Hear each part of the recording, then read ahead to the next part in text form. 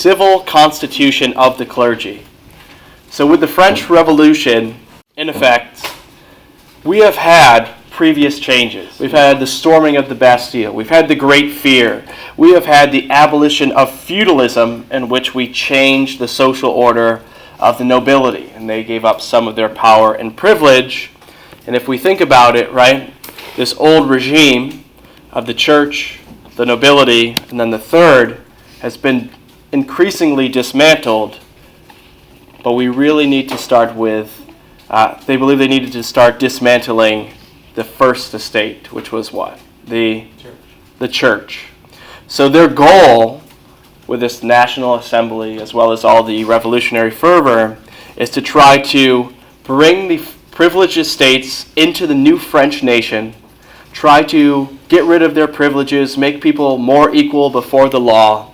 They've done this increasingly with the nobility, and now it's time to do this with the clergy, right? We have something like this, the Festival of Federation. 1 year after the storming of the Bastille, even King Louis XVI and these revolutionary politicians and the people of France were celebrating the storming of the Bastille. And when they were celebrating the storming of the Bastille, they had religious processions like this, where the Marquis de Lafayette, in front of a huge crowd in Paris, was actually swearing an oath before God and before nation to protect the revolution and this new system in France. So if we think about it, early on, people thought that the Catholic Church and Catholicism, as well as the revolution, might work hand in hand. But increasingly, that is going to change. Who baptizes you when you're born? Who records your birth? Who's with you when you're married? Who are you with every Sunday? Who's telling you the news of everything going on in Paris? Priests had a huge influence. They were kind of part of the glue that held French society together. Especially when you got out into the French countryside, they were more religious. Priests in the Catholic Church had more authority, and they were kind of the centerpiece of the village life. So it's no coincidence that it's going to be largely in Paris or Bordeaux, the large urban areas where you get your strongest critics of the clergy and of religion. Places like this you see here, this is an enlightenment salon where people would go, they would drink coffee, and then they would debate back and forth about philosophy, religion, science, mathematics. That's what people did for fun, this bourgeoisie. That's why, like, even students today now, why, anyone have a coffee this morning? You know, you went and got your junk-sized coffee, right? It's supposed to make you clear-minded, help you think clearly, give you energy. It was known as the scholar's drink. If you're enlightened and you want to, crank out some homework or have a great debate, you don't drink alcohol, you don't do this or that, you drink coffee. That's why, like, sometimes when I'm at Starbucks or someplace like that, bless you, and you see some guy on his, like, MacBook cranking away on the side, I'm like, hey, so that tradition still holds a little bit true. It's pretty cool. So they do things, these urban kind of bourgeois, they become increasingly secular, more into the Enlightenment scientific revolution, and the urban elites are becoming less and less religious. And one physician actually even made a tract saying that people did not have a soul, that man was entirely material, physical, and that there was no soul or spiritual element to man, which was quite controversial at the time. So they attack things like miracles, this idea that when you take communion in the Middle Ages, they believed literally that the cup, that there was a small miracle in which the wine turned into the blood of Christ and then went back to wine after you drank it. They believed that as a literal doctrine. And you have these Enlightenment thinkers saying, this is superstitious, we can't believe this stuff. The church has a monopoly on weird superstitious things like this. We want to rationalize, enlighten the church, and change it so that it makes more rational sense. And they do things like this in the civil constitution of the clergy. They confiscate all church property and abolish religious orders. So the church owned 6 to 10% of all land in France. They had a lot of wealth. They act like lords and barons. And the nation, via the National Assembly, said, you know what? We are taking all of this land, wealth, and privilege, and we are giving it back to the people. They actually auction off these lands and sell them back to, oftentimes, people from the middle class. Does that make sense? So increasingly, the state is being brought under, the church is being brought increasingly under the state's control. How are we doing so far? Any questions? Luna? So for the goal, which was in the very, very beginning, Sure. I didn't really get all of it, but... So, I didn't mean to interrupt you. The goal is to reform the church and get rid of the privilege of the clergy and make them more citizens of the French nation. Okay.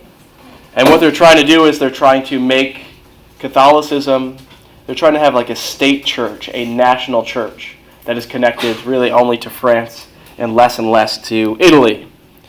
They abolish mandatory tithes, so it is a mandatory tax that you have to pay to the church. There are actually still some churches or different denominations of Christianity that in order to have membership you have to pay a tithe.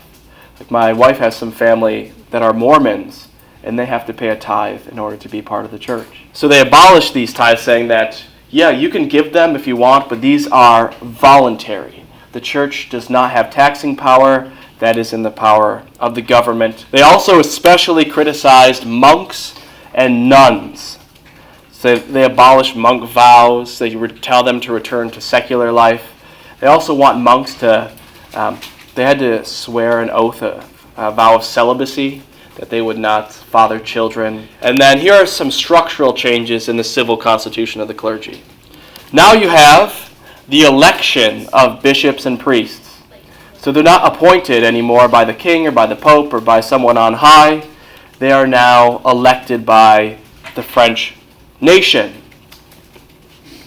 Okay, so you're bringing democracy into the church. And then what really is going to cause a schism are these oaths of allegiance. The idea that priests, in order to be a priest in France, you had to swear an oath to the nation of France. You had to take an oath for nation, law, and the king, that you would uphold the French Revolution and the French nation, and that you were required to do this. Let's think about this for a second. Where does the church get its spiritual authority? Who is the spiritual father of the church? It's supposed to be the supreme, infallible leader of the Catholic Church. Yes? Pope. The Pope, right?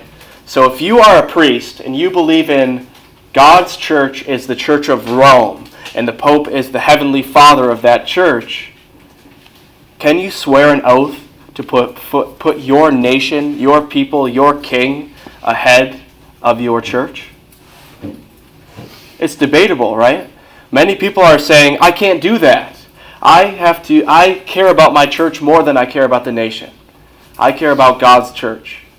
And you have a situation in where you have what are called swearing priests. Priests who approve. They are going to take this oath because maybe they want to reform the church, make it more enlightened. And then you have refractory priests. Priests who refuse to take the oath and want and prefer the old ways. So you have some priests that take the oath. Refractory priests, though, hate it. They view it as an attack on their church, on their communities. And one person actually joked about sending all of these priests as slaves to the king of Morocco. That, we should take these clergy, these anti-revolutionaries, and send them in chains to Morocco to get rid of them for the French nation. Yeah. And we can see that this increasingly divides the French nation, that people who were on board with the revolution maybe think they've gone a step too far with forcing priests to swear oaths loyal to the revolution.